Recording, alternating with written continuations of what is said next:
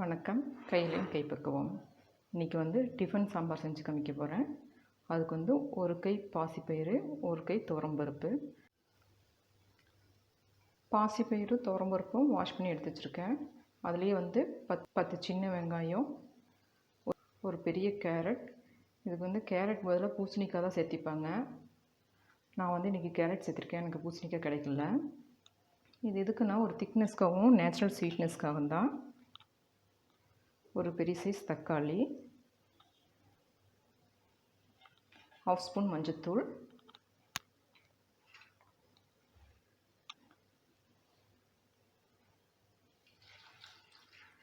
தண்ணி ஊற்றி 2 விசில் விட்டு எடுத்துக்கலாம். அடுப்பு மீடியம் ஃப்ளேமில் தான் இருக்கணும். விசில் விட்டு எடுத்துக்கலாம்.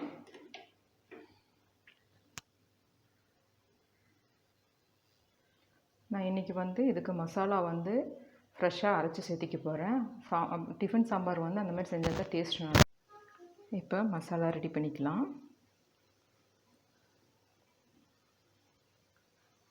அடுப்பில் தவா வச்சுருக்கேன். இது ட்ரை ரோஸ்ட் தான் பண்ண போகிறேன். 1 ஸ்பூன் வரமல்லி, 1/2 ஸ்பூன் சீரகம், 1/4 ஸ்பூன் மிளகு, 1 ஸ்பூன் கடலைப்பருப்பு, 1 ஸ்பூன் துவரம்பருப்பு, 1/4 ஸ்பூன் வெந்தயம், 4 வரமிளகாய், ஒரு கொத்து கருவேப்பிலை.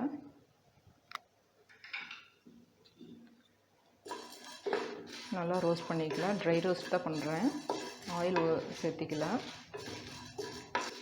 மசாலா கருகிடக்கூடாது.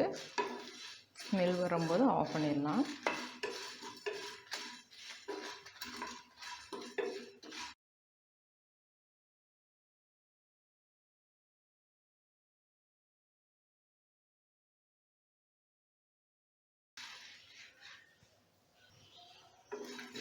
நல்லா வறுபட்டுருச்சு.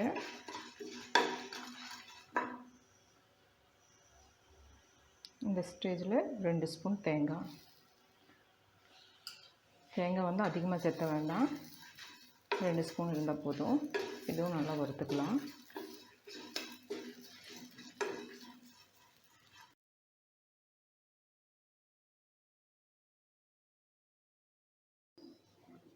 தேங்காயும் நல்லா வறுபட்டுருச்சு. இப்போ ஆற வச்சு பவுட்ரு பண்ணி எடுத்துக்கலாம். விசில் அடங்கிடுச்சு. இப்போ மூடி ஓப்பன் பண்ணி பார்க்கலாம்.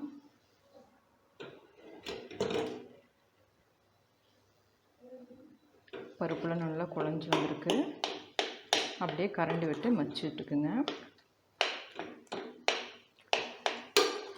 சரி, உங்களுக்கு காய் வேணுன்னா முருங்கைக்காய், கத்திரிக்காய், வெண்டைக்காய், கேரட் எல்லாமே சேர்த்திக்கலாம். நான் இன்றைக்கி கேரட் மட்டும் தான் போட்டிருக்கேன். அதுவும் ஒரு ஸ்வீட்னஸ்க்காக தான் போட்டிருக்கேன்.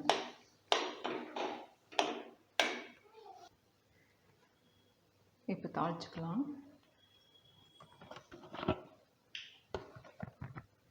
கடாயில் 2 ஸ்பூன் நல்லெண்ணெய், கடுகு 1 ஸ்பூன்,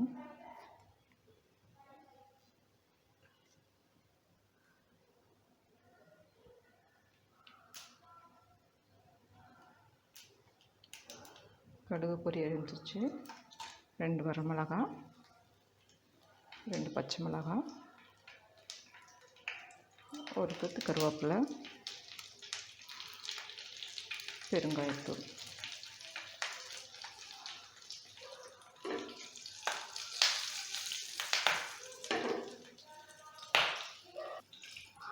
பருப்பு சேர்த்திக்கலாம்.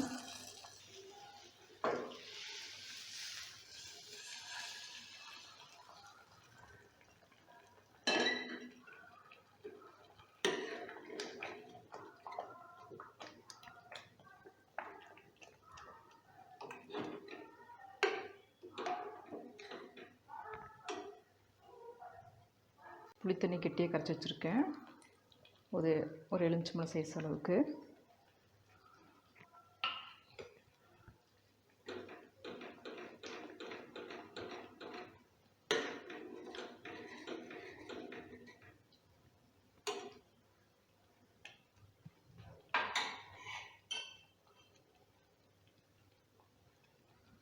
இப்போ நம்ம பவுட்ரு பண்ணி வச்சுருந்த மசாலா,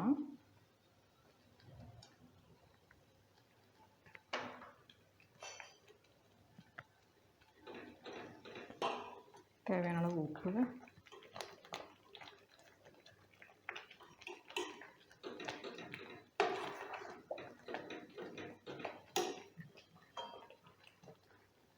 தேவையான அளவு தண்ணி ஊற்றி கொதி விட்டுடலாம்.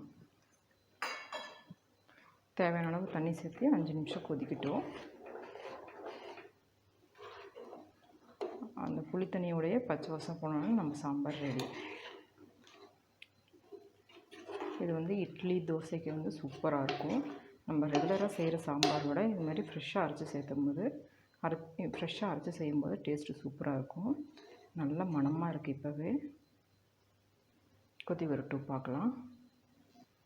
ஹோட்டலில் வந்து இந்த ஸ்டேஜில் வந்து வெல்லம் சேர்த்துவாங்க. நான் இன்றைக்கி வெல்லம் சேர்த்தலை, ஏன்னா கேரட் சேர்த்துருக்கேன்னா அதுலேயே ஸ்வீட் இருக்குது. நீங்கள் கேரட் போடலைன்னா வெல்லம் சேர்த்துக்கிங்க, ஹோட்டல் ஸ்டைல்லையே இருக்கும். நல்லா கொதி வந்துருச்சு.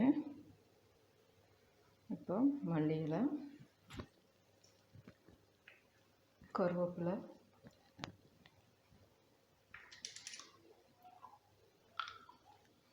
ஒரு ஸ்பூன் நெய்,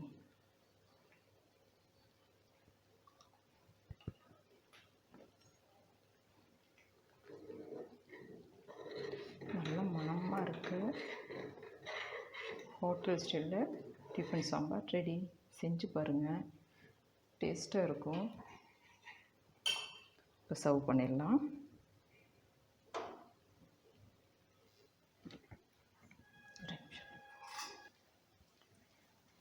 ஹோட்டல் ஸ்டைலில் நம்மளுடைய டிஃபன் சாம்பார் ரெடி. நான் இன்றைக்கி தோசை செஞ்சேன், தோசையோடு தான் வச்சுருக்கேன். இது வந்து இட்லி தோசை ரெண்டுக்குமே நல்லாயிருக்கும். இப்போ வந்து நீங்கள் சாம்பார் இட்லி செய்கிறதா இருந்தால், இட்லி செஞ்சால் அது மேலே கொஞ்சம் நல்லெண்ணெய் ஊற்றிட்டு இந்த சாம்பார் ஊற்றி ஊற வச்சு சாப்பிடுங்க, நல்லாயிருக்கும். செஞ்சு பாருங்கள், எப்படி இருக்குன்னு கமெண்ட் பண்ணுங்கள், ஷேர் பண்ணுங்கள், லைக் பண்ணுங்கள், சப்ஸ்கிரைப் பண்ணுங்கள். தேங்க்யூ.